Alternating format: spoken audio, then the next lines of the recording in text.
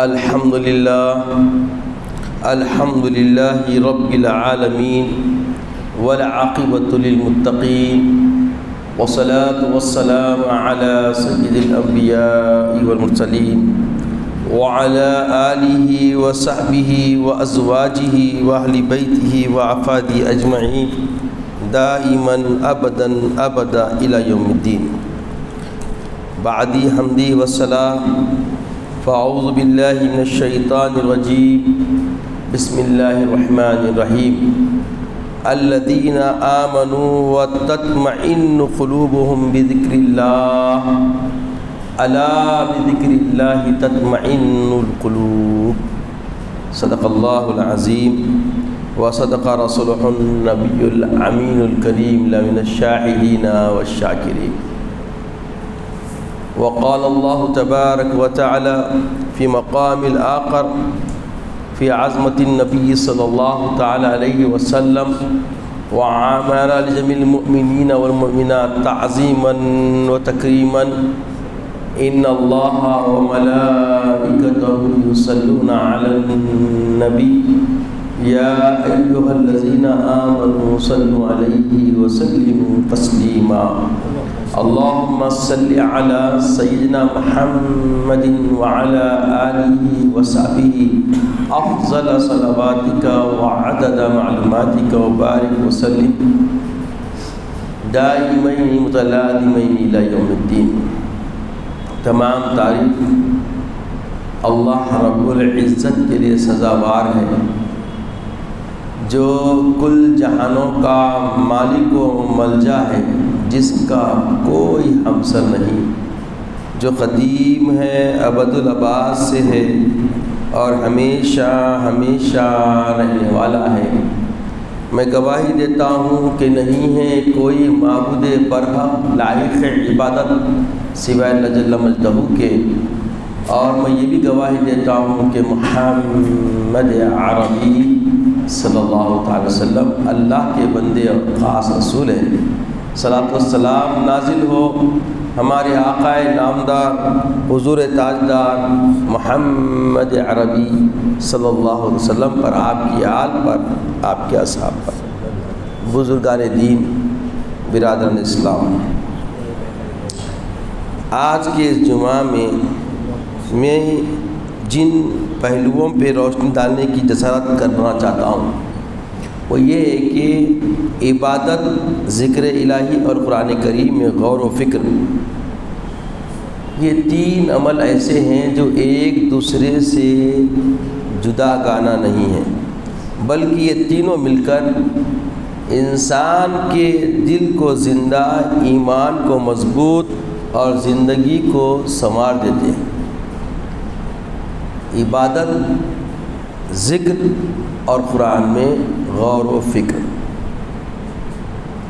کیونکہ جب بندہ طمانیت کا طلبگار ہوتا ہے، مطمئن ہونا چاہتا ہے، دل کو قرار حاصل کرنا چاہتا ہے، تو کسی قسم کی آرائش، راحت قدموں میں جانے سے یا نفس کی سروریت حاصل کر لینے سے یا جسم کو آرام دے لینے سے یہ چیز حاصل نہیں ہوتی. چونکہ اب آپ کا ہمارا مشاہدہ ہے کہ کئی اہل ثروت ایسے ہیں جن کے گھر میں ہر چین و آرام کی متعلق اشیاء، ضروریات زندگی پوری مہیا ہونے کے باوجود مطمئن نہیں ہے، سکون نہیں ہے. ہما قسم کی جاگیریں ہیں، دولت ہے، دولت قدے لگے ہوئے ہیں اور استعمال کی اشیاؤں کی ہر ایک شے ان کے گھر موجود ہے، مگر پھر بھی دل مطمئن اور سکون و قرار والے نہیں ہیں. تو یہ سکون کہاں ملتا، کیسے حاصل ہوتا، یہ چیز کو سمجھنے کی ضرورت ہے. اور لوگ گفتگو تو کرتے ہیں، بک بک تو کرتے ہیں، مگر وہ بک بک کی جگہ اگر ذکر ہو تو معاملہ بدل جاتا. اور بیکار کی چیزوں میں ذہن لڑاتے ہیں ادھر ادھر. اگر اللہ کے کلام میں غور و فکر کرے تو مزہ کچھ اور بدل جاتا. بس تھوڑی سی کیفیت، تھوڑی سی انسان کی ارادت راسخ کرنے کی ضرورت ہے. غیر راسخہ عمل بہت ہے ہر انسان کے اندر، مگر راسخ عمل کی طرف آنا ہے جو ضروری ہے، جو مشیت ربانی سے بالکل قریب تر ہے. رب کی مشیت ہے نا بھائی، انسان کو اللہ کے پیدا کرا. تو اللہ فرماتا ہے وما خلقت الجن والانس الا لیعبدون. یہ جو دو مخلوق ہے جن اور انس، خالصتاً عبادت کے لیے اللہ نے پیدا کیا. تو اس سے پہلے بھی آپ کو بارہا بتایا گیا کہ عبادت کا مفہوم بڑا وسیع تر ہے. عبادت مصلی گاہ میں آ کے گوشہ نشی ہونے کا نام ہی نہیں ہے. مسجد کو آئیں گے تو عبادت ہوگی، یا گھر کے اندر جو مسجد بنائی جاتی مصلی گاہ ہے نا، گھروں میں بھی گھر کا ایک کمرے کو جو ہے نا نمازوں کے لیے بنائے تھے، تو وہاں جا کے بیٹھے تو عبادت ہوگی، ایسا نہیں. عبادت کا مفہوم بڑا معنی خیز ہے اور بڑا محیط گھرا ہوا ہے. کس طرح گھرا ہوا ہے؟ انسان کی روزمرہ زندگی، انسان کا چلنا پھرنا، انسان کا کام کاج، انسان کے سارے اشغال اگر وہ اتباع نبی مکرم صلی اللہ علیہ وسلم میں ہوتے ہیں تو وہ پورا عبادت ہے. پورے کا پورا کما رہے ہیں، کمانا عبادت ہے، اور خرچ کر رہے ہیں، خرچ کرنا عبادت ہے. آپ کا کھانا پینا، آرائش میں رہنا، چلنا پھرنا، سونا اوڑھنا بچھونا، یہاں تک کہ اپنی ضرورتوں سے فارغ ہونا تک بھی عبادت کے دائرے میں آتا ہے. بس خیال رہے یہ منہج، یہ طریقہ، یہ سلیقہ، یہ ترتیب سنت محمدی اتباع رسول سے بالکل آمیزش ہو، جڑی تلی ہو. تو اس طریقے سے اگر تمہاری زندگی کی روش بن جائے گی تو تمہارا ہر لمحے حیات خدا کی عبادت بن جائے. تو بات سمجھ آ گئی کہ بیرا روی کی زندگی سے اگر نکلنا ہے تو مقصد سمجھنا ہے. تو مقصد کیا ہے؟ بندے مومن کو عبادت کے لیے پیدا کیا گیا. تو اب دائرہ وسیع ہوتا ہے، عبادت کا دائرہ محدود نہیں. ہماری فکر ناسخہ کے ذریعے ہم سمجھ رہے تھے تسبیح ہاتھ میں ہو تو ہی ذکر ہوتا ہے، مصلی ڈال کے بیٹھ گئے تو ہی ذکر ہوتا ہے. ایسا نہیں ہے. آپ ڈرائیو کر رہے ہیں، گاڑی چلا رہے ہیں، ذکر جاری.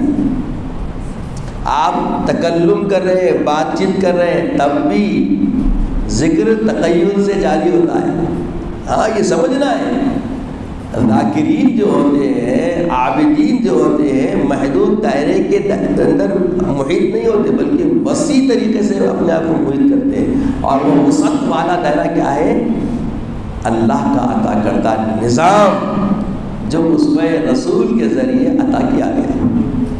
تو اللہ تعالیٰ فرماتا ہے کہ الذین آمنوا وتطمئن قلوبهم بذکر اللہ الا بذکر اللہ تطمئن القلوب. یہ سورہ رعد کی آیت ہے.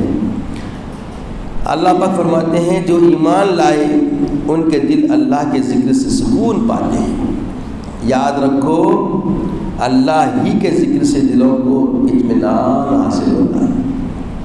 اب سمجھ آ گئی یہ آرائش کی چیزیں جمع کرنے سے، مخزن بنا کے ہر اینٹک چیز خرید کے ڈالنے سے، یعنی جسم کو سکون دینے والے ساری چیزیں مہیا کر لینے سے بہتر کام صرف یہ ہے کہ دل کو ذکر خدا سے جوڑ دیا جائے. تو کیا ہوگا؟ دل کو قرار، طمانینت، مطمئن ہونے کا راہ ہموار ہو جاتا ہے. آپ دیکھیے روزمرہ کی زندگی میں اکثر لوگ کیا کرتے ہیں، تھکے ماندے آتے ہیں، کیا کر رہے ہیں بھائی، ریلیکس کر رہے ہیں. کیسا کر رہے ہیں؟ بینائی کے کاموں میں مصروف، یا کوئی جا کے عجیب عجیب چیزیں اختیار کرتا ہے. یہ کیا ہے؟ ایک طریقے کا مشغلہ ضرور ہو سکتا، مگر دل مطمئن ہونے کا سوال نہیں، ممکن ہی نہیں ہے. کیونکہ جس خالق نے تخلیق بخشی ہے انسان کو، اس کی مشیت کیا ہے؟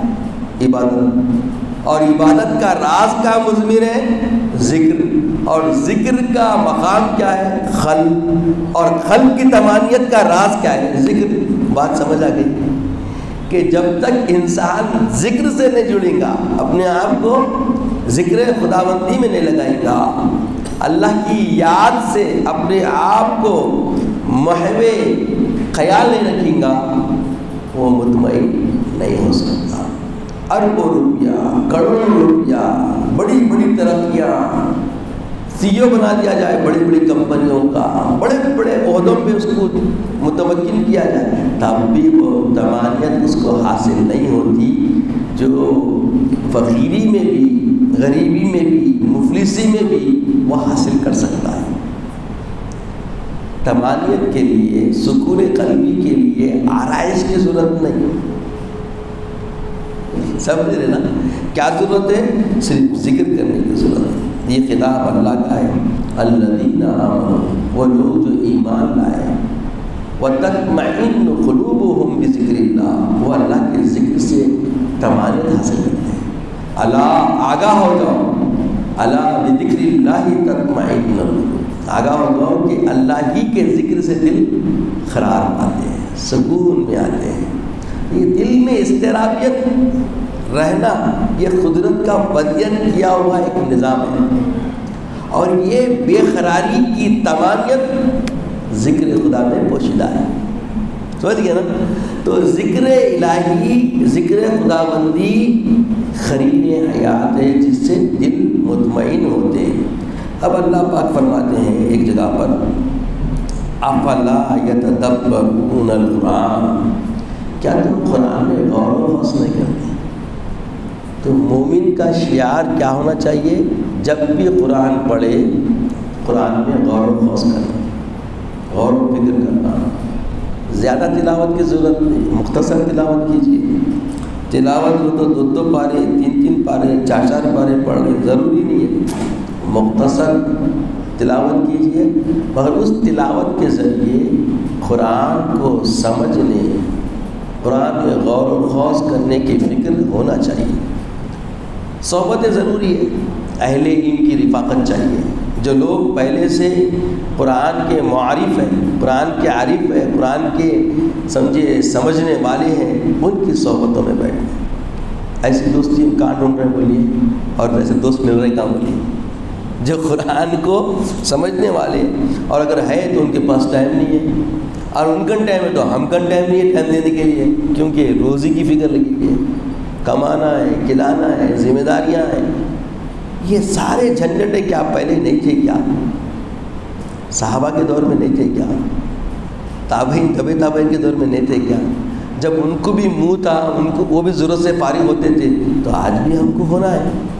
پھر فرق کیا گیا؟ کبھی اس کو غور کرنے کی کیفیت پیدا ہوئی کیا؟ کیا فرق آ گیا؟ ایسا کیا دنیا تبدیل ہو گئی؟ بلکہ نعمتیں بڑھ گئی دنیا میں. یاد رکھیے، اس زمانے میں حضور سیدنا عمر فاروق رضی اللہ تعالیٰ عنہ منبر رسول سے ٹھہر کے فرما لیے، یا ساری الجبل. تو بعد میں معلوم ہوا کہ جنگ میں ایک وفد گیا ہوا تھا، اور وہ ہار کے دہانے پہ تھے، اور جب یہ آواز منبر سے پہنچی تو سارے، ایک صحابی کا نام ہے، انہوں نے فوری توجہ دی آواز پہ، اور پہاڑ کی طرف رخ کرے تو فتح حاصل ہو گئی. تو یہ بات اب سمجھ میں آ رہی کیونکہ ہمارے پاس فون آ گیا، فوری فون ملا کے اطلاع دیتے رہی. امریکہ، آسٹریلیا، تھائی لینڈ، انگلینڈ، دنیا کے ایک کونے سے دوسرے کونے میں تو یہ مادیت کو قبول کرنے انسان تیار ہے، مگر وہ خدا کی قربتوں میں رہنے والے، جو خاتم النبیین اللہ تعالیٰ کے حبیب اللہ علیہ السلام کی رفاقت میں رہ کر اللہ کی وحدت کے جام پینے والے، ان کی دست رست پر اب کوئی شک کر سکتے کیا؟ ہاں، اب ہمارے لیے ابھی امپرومنٹ ملا، ترقی کے ذریعے یہ نعمتیں سمجھنے کی سہولتیں پیدا ہو گئی کہ انسان مادیت کے ذریعے اتنا ترقی پذیر ہو سکتا ہے، روحانیت میں رہنے والے اس سے اعلیٰ تر ہوتے ہیں، کیونکہ ان میں لطافت ہوتی ہے، فراست و لطافت و تدبر ہوتا ہے ان کے اندر۔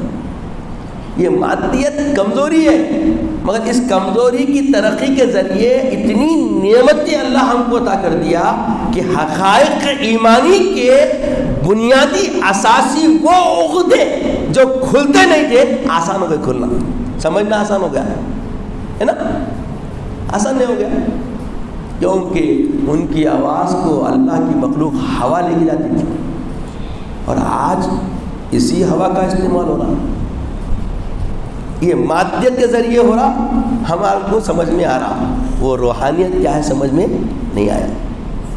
ایسے کئی لوگ مختلف افکار کے جو ہے نا ذریعے گمراہی کو اختیار کر لی، تو رائے ہدایت پہ رہنے کے لیے بھی اللہ کی عنایت ضروری ہے، اللہ کی توفیق ضروری ہے، وما توفیق الا باللہ، اللہ کی توفیق کے بغیر کچھ بھی کوئی قوت تمہارا کارگر نہیں ہو سکتی، تو اللہ کی توفیق ہونا ہے، تو یہ ذکر خدا بندی کے لیے بھی اللہ کی توفیق ہونا ہے، قرآن میں تدبر کرنے کے لیے، غور و فکر کرنے کے لیے کیا ہونا؟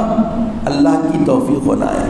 آقا فرماتے ہیں خیرکم من تعلم القرآن وعلمہ، تم میں بہتر شخص وہ ہے جو قرآن کو سیکھتا اور سکھاتا، تو قرآن کے سیکھنے والوں کی صحبت میں چلے گئے، سکھانے والے اگر صحبتیں اختیار کر لیے سیکھنے والوں سے، اور سیکھنے والے سکھانے والوں سے اختیار کر لیے، دونوں مل گئے تو دونوں کیا ہو گئے؟ بہترین لوگ ہو گئے۔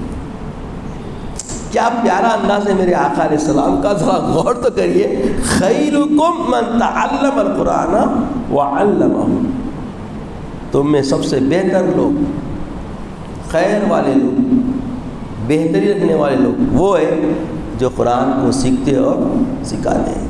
تو قرآن کے سیکھنے سکھانے کا مشغلہ بننا چاہیے، کام بنتا ہو، قرآن کے جاننے والا پڑھانا چاہتا ہے، پڑھنے والے نہیں مل رہے، اور پڑھنے والے پڑھنا چاہتے ہیں، پڑھانے والے نہیں مل رہے، ایسا ہو رہا نہیں ہو رہا دیکھیے آپ، نہیں جس خطے میں لوگ پڑھنے کے خواہش مند ہیں وہاں پڑھانے والوں کی کمی ہے، اور جس خطے میں پڑھانے والوں کی کثرت ہو گئی پڑھنے والے نہیں مل رہے، کیونکہ لوگ ٹائم نہیں ہے۔ اچھا، جب یہ معاملہ ہٹ کے اگر ہم دیکھیں تو ٹائم ہی ٹائم، ایسا بھی ہو رہا نا، جب بات پڑھنے پڑھانے کی ہوئی تو نہیں بھائی نہیں ہوتا، پڑھانے کا طالب کوئی ہے، خواہش مند ہے، پڑھانا چاہتا ہے، دیکھ لیا 4 آدمی کو قرآن نہیں آتا، بھائی عمر کا کوئی خواہش نہیں ہے، عمر کا کوئی نہیں آتا، آپ خالی سپورٹ کرو، تھوڑا ٹائم دو، میں پڑھاتا ہوں، آپ پڑھ لے سکتے۔ ارے مصعب ٹائم نہیں ملتا جی مصعب،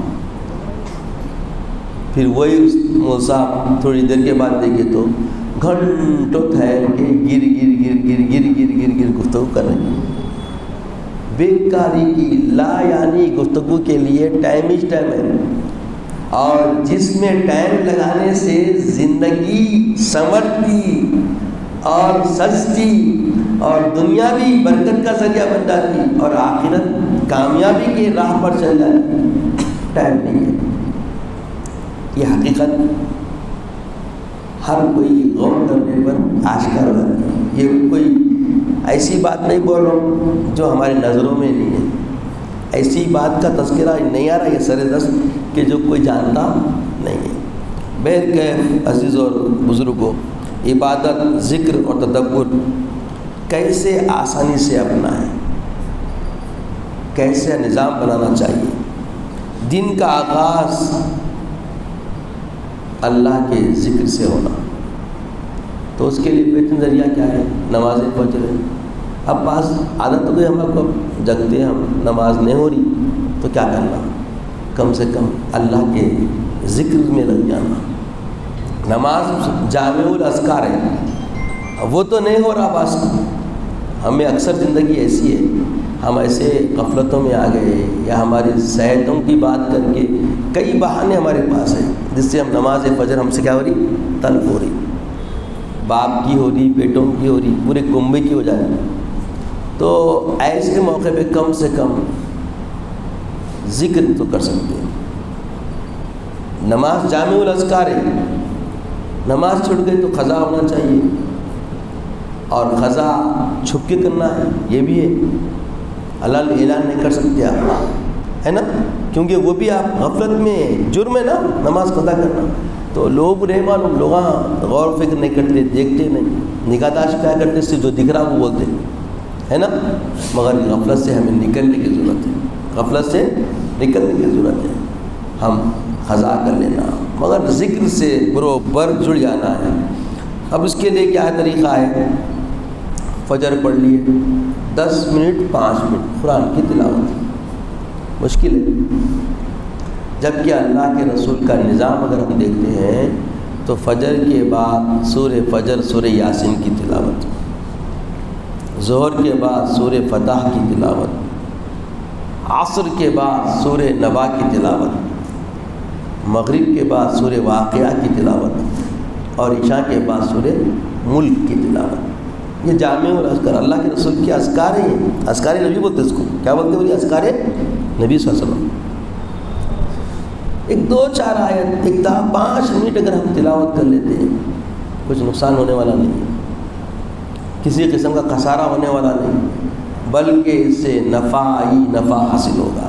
اور ویسے ہم جتنا کم قرآن پڑھیں گے غور و خوض کرنے کے لیے آسانی ہو جائے گی. تو بتایا گیا کہ زبان کو ذکر کا عادی بنانے کے لیے چلتے پھرتے، اب جب آپ ملتے کسی سے اللہ والوں سے تو دیکھیے ان کی زبان پہ ہمیشہ دیکھیے آپ الحمدللہ، سبحان اللہ، اللہ اکبر، لا الہ الا اللہ، استغفر اللہ، لا حول ولا قوت الا باللہ. یہ ایسا ورد کرتے رہتے ہیں کہ دیکھ کے آپ تھوڑی دیر بیٹھے تو آپ کو بھی ذکر کرنا دل ہوتا. یہ ایک صحبت کا اثر ہوتا. اب کوئی ادھر لگا لیا تو اس کی خوشبو نہیں لگانے والے کو مل رہی. ہاں، تو ایسے ہی ذکر کرنے والوں کے ساتھ ہم جب بیٹھیں گے تو ہم نہ چاہتے ہوئے خود بخود ذکر کی طرف مائل ہو جاتے ہیں. یہ خوبی ہے ذکر کرنے والوں کے، ذاکرین کی صحبت میں بیٹھنا ذکر شروع ہوگا، اور خود بخود آپ نہ چاہتے ہوئے تمانے کے ساتھ کرتے، مطمئن ہو کے کرتے آپ. یہ کیونکہ صحبت کا اثر ہوتا ہے نا. یہی تو ہے صحبت صالح ترا صالح کنت، صحبت صالح ترا صالح کنت، صحبت طالح ترا طالح کنت. اگر نیکوں کی صحبت میں رہے نیکوکار بن جاتے، بروں کی صحبت میں رہے برے بن جاتے. تو بری صحبتوں سے بچنے کی تعلیم ابتدا سے ہر ایک فکر رکھنے والا دیتا ہے اپنی نسلوں کو کہ دیکھو اچھوں کی صحبت میں رہو. اب اچھوں کی صحبت میں رہنے کے لیے کچھ قربانیاں بھی ہوتی ہیں نا نفس کی، کیونکہ اچھوں کی صحبت میں نفس کی چاہ پوری نہیں ہوتی، اور نفس شرارتی ہے. گندگیوں میں کیا کرتا انہیں لذت دکھاتا، بیکاری کے مشغلوں میں کام آنے والی چیز بتاتا جبکہ وہ کسی کام کی نہیں ہے. کوئی چیز کام کی نہیں ہوتی مگر ذہن دیتے دنیا دار لوگ. تو دینداری کا معاملہ یہ نہیں ہے عام انداز میں بھی رہے آپ تو اللہ کے ذکر سے غافل نہیں ہونا، اللہ کے ذکر سے جڑے ہوئے ہونا، اللہ کے ذکر میں مشغول ہونا، یہی قرینہ یاد اصل. پھر بتایا گیا کہ حضرت سیدنا عمر فاروق رضی اللہ عنہ کے بارے میں آتا ہے کہ ایک مرتبہ حضرت عمر بن خطاب رضی اللہ عنہ سورہ طور کی آیت سنی، ان عذاب ربک لواقع. جیسا یہ آیت سنے کہ کیا ہے آیت کا ترجمہ کیا ہے؟ بے شک آپ کے رب کا عذاب واقع ہو کر رہے گا، یعنی یقینی بات، اللہ کا عذاب واقع ہو کر رہے گا۔ یہ سننا تھا، یہ آیت ان کے دل پر اس قدر اثر انداز ہو گئی، حضرت سیدنا عمر فاروق رضی اللہ عنہ کے دل پر، قلب اطہر پر ایسا اثر کر گئی کہ کئی دن تک آپ جاؤ گے بیمار ہو گئے۔ کون؟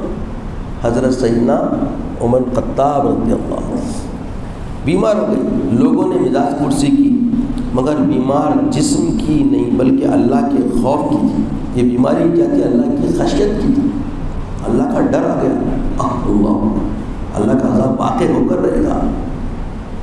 بعض وقت یہ آپ کے ہمارے اوپر بھی یہ چیز ہوتی، دیکھیے کوئی چیز کو کھٹ ٹول کے ذہن میں لے لیے ہوئے تو اس کا اثر اچھا گہرائیوں میں اتر جاتا، اور اتر گیا تو اس کی تمانیت ملنے تک آپ بے چینی سے باہر نہیں آ سکتے۔ تو یہی حال قرآن میں غور و فکر کرنے سے حضرت سیدنا عمر فاروق کا، تو ان کی یہ کیفیتوں کو دیکھ کر ہمیں سبق ملتا ہے کہ ہمیں قرآن پہ کیسے غور و فکر کرنا چاہیے۔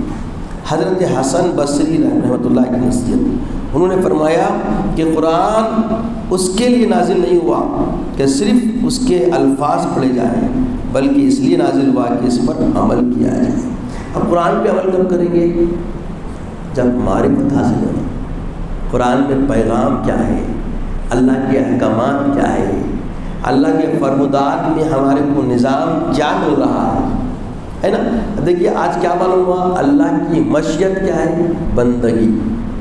انسان کو پیدا کرنے کا مطلب عبادت، اور پھر عبادت کے لیے قرینہ بنانا ہے، ذکر و اذکار میں رہنا ہے، قرآن پہ غور و فکر کرنا ہے۔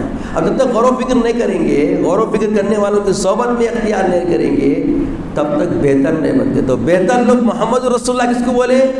خیرکم من تعلم القرآن وعلمہ، تمہیں بہتر لوگ وہ ہے جو قرآن کو سیکھتے اور سکھاتے۔ اب جو حالات ہمارے ارد گرد بن رہے ہیں، ان حالات یہ ہم آسانی سے نکل سکتے اگر قرآن کو دستور حیات بنائیں۔ آج ہم قرآن و حدیث کو چھوڑ کے دیکھنا چاہتے ہیں، مادیت سے حل چاہتے ہیں، مادیت سے حل چاہتے ہیں، اس لیے پریشان ہیں۔ اگر ہم ہمارے دستور نظام زندگی جو قرآن کے ذریعے ہمیں مل رہا ہے، اگر اس پہ غور و فکر کریں، اس پہ عمل کریں، تو ہمارے جینا مرنا ایک بس یہ پل سے وہ پل جانا اتنا ہی چاہیے۔ زندگی کیا ہے؟ لے آئی حیات آئے، لے چلی خزاں چلے، نہ اپنی خوشی آئے نہ اپنی خوشی چلے، اتنا چاہیے سمجھنا۔ آپ آئے رب بھی جایا، آپ چاہتے رب لے جاتا، خوشی خوشی کون مرتا جی؟ اب بولے آ کے خطیب صاحب چلنے کا وقت آیا تو راضی ہوتے، دنیا اتنی مرغوب شے بن گئی ہے، اس میں کھو گئے سب، ہے نا؟ تو کھونا قصور ہے ہمارا، کھونا قصور ہے۔ دنیا جی لگانے کی جا نہیں ہے، یہ عبرت کی جا ہے، تماشا نہیں ہے۔ یہ عارفین کی صحبت میں رہنے سے یہ نظریہ پیدا ہوتا ہے، اللہ والوں کی صحبت میں، صالحین کی صحبت میں رہنے سے اس کو تماشے دنیا ہے، یہ عبرت کی جا ہے، اس میں محو ہو جانے کا نام نہیں ہے۔ کیونکہ میرے آقا فرماتے ہیں الدنیا خزي للمؤمن، کیا بولے آقا؟ دنیا دھوکہ ہے مومن کے لیے۔ تو ہم دھوکے میں پڑ جا رہے نہیں، ہاں دھوکہ، ہم دھوکے کو دھوکہ نہیں سمجھ رہے، یہ چیز حاصل کرنا ذمہ داری سمجھ رہے ہیں، جبکہ کیا ہے؟ دھوکہ ہے دنیا۔ تو اس دھوکے سے میں نکلنے کی ضرورت ہے۔ امام مالک رحمۃ اللہ علیہ کی عادت کریمہ کیا تھی؟ جب حدیث یا قرآن پڑھانے بیٹھتے تو پہلے وضو کرتے، پھر خوشبو لگاتے اور نہایت ادب سے بیٹھتے۔ اس سے معلوم ہوتا ہے کہ عبادت اور علم دونوں ادب کے ساتھ زیادہ اثر رکھتے ہیں۔ ادب کے بغیر نہ علم ملتا نہ عبادت کامل ہوتی۔ عبادت کے لیے بھی ادب چاہیے، علم کے حصول کے لیے بھی ادب چاہیے۔ اب کہاں ہے بھلا یہ ادب؟ اب استاد کو ایک رکھے تو استاد پابند ہونا ہے،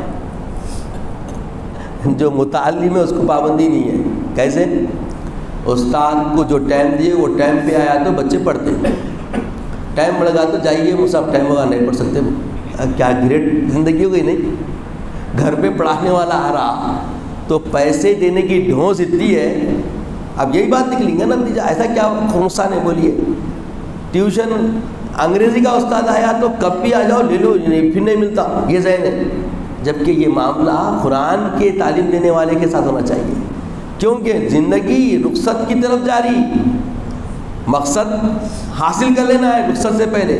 مگر لوگ سمجھ رہے ہیں غفلت میں، جو چیز عارضی ہے اس کے پیچھے بھاگ رہے ہیں، اور جو دائمی ساتھ چلنے والی ہے اس سے آنکھ پوچھے ہوئے ہیں. قرآن خبر کا نجات کا ذریعہ، خبر کو منور کرنے والا، قرآن شفاعت کا ذریعہ، جہنم کی ڈھال بننے والا. قرآن اور رمضان یہ دونوں ایسے چیزیں ہیں جو انسان کو دنیا میں بھی ساتھ رہتے ہیں، دنیا سے جانے کے بعد خبر میں ساتھ رہتے ہیں، اور خبر سے نکلنے کے بعد، برزخ سے نکلنے کے بعد جہنم میں بھی حساب و کتاب پہ کر کے سزا آ گئی وہاں بھی ڈھال بن جاتے ہیں.